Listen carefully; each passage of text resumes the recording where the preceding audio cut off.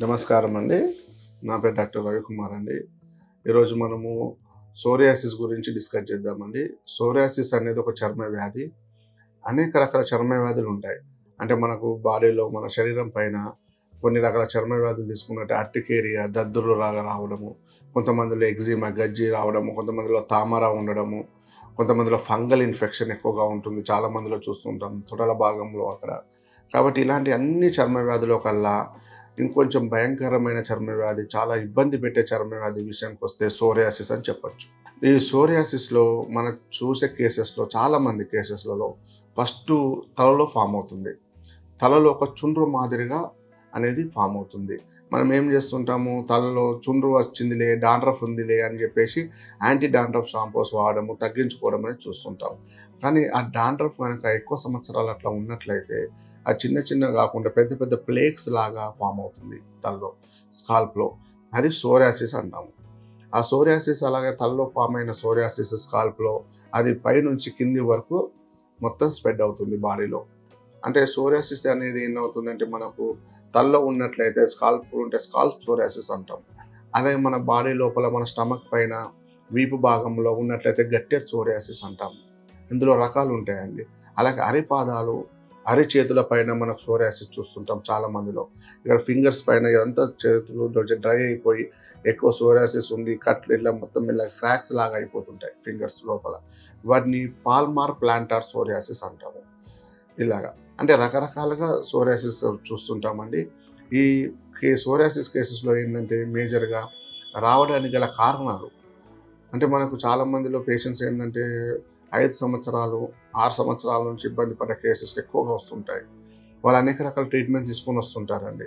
Sir ఎక్కడ తగ్గట్లేదు, కొంతమంది స్టెరాయిడ్స్ వాడుతున్నాము, కొంతమంది స్టెరాయిడ్స్ క్రీమ్స్ వాడుతున్నాము, తగ్గుతుంది మళ్ళీ వస్తుంది అంటుంటారు. కొంతమంది హోమియోపతి కూడా వాడుతున్నాం సార్, ఆయుర్వేదిక్ వాడుతున్నాం బయట అంటుంటారండి.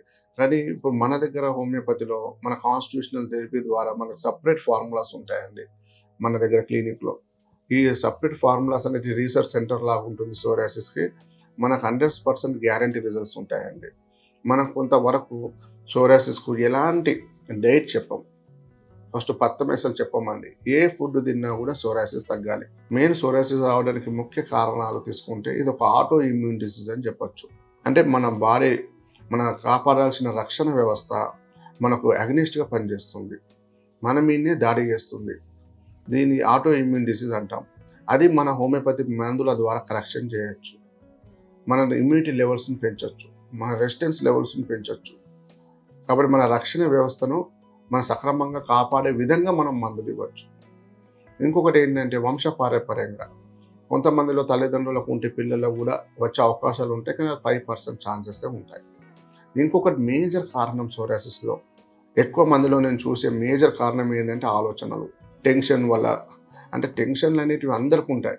అంటే వాళ్ళు తీసుకునే టెన్షన్స్ ఎక్కువగా ఉండడం. అంటే ఫ్యామిలీ పరంగా గానీ, చిన్న చిన్న ఫ్యామిలీలో టెన్షన్‌లు ఉన్నాయంటే ఎక్కువ విపరీతంగా వాళ్ళు టెన్షన్ పడడము.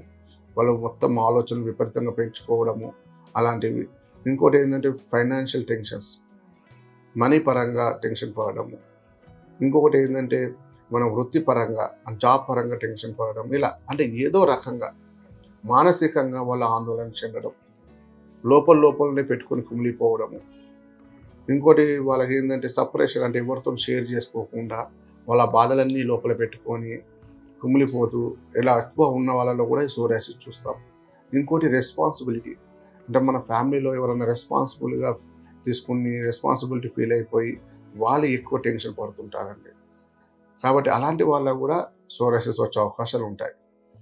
కాబట్టి ఇప్పుడు తల్లిదండ్రులకు నలుగురు అబ్బాయిలుంటే, నలుగురు అబ్బాయిలకు రావాల్సిన అవసరం ఉండదు. అందులో టెన్షన్, స్ట్రెస్ పడే వాళ్ళపైనే ఈ సోరియాసిస్ వచ్చే అవకాశాలుంటాయి. కాబట్టి వీటికి చాలామందికి అవగాహన ఉండదు ఊర్లలో. ఇప్పుడు మన సిటీలో తీసుకున్నట్లయితే చాలామందికి తెలిసిపోయిందండి. అంటే సోరియాసిస్ ఇలా ఉంటది. చర్మం పైన పొలుసులు పొలుసులుగా ఉంటది. విపరీతమైన దురదలుంటాయి. క్రాక్స్ ఉంటాయి. అలాగా మొత్తం చర్మం పైన ఉన్నప్పుడు వాళ్ళకి పసిగట్టేస్తారు. అది తెలిసిపోతుంది వాళ్ళకి సిటీలో.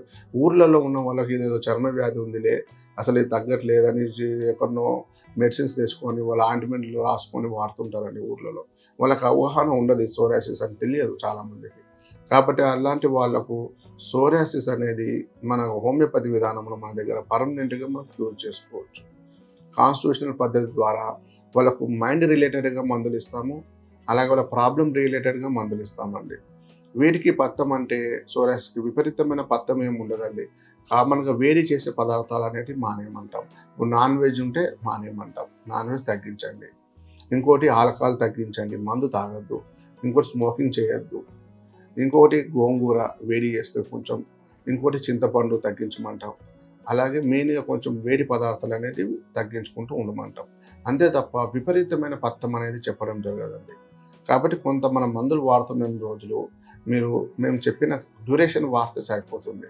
కొంతమంది 3 నెలలకు తగ్గుతుంది, కొంతమందికి 6 నెలలకు తగ్గొచ్చు, కొంతమంది సంవత్సరం పట్టొచ్చు. డిపెండ్స్ అపాన్ వాళ్ళ కండిషన్ బట్టి ఉంటుంది. కాబట్టి మీరు ఒక్కసారి సోరియాసిస్ ఉంటే మమ్మల్ని సంప్రదించండి. మీకు పర్మనెంట్గా క్యూర్ చేస్తామండి. నమస్కారం.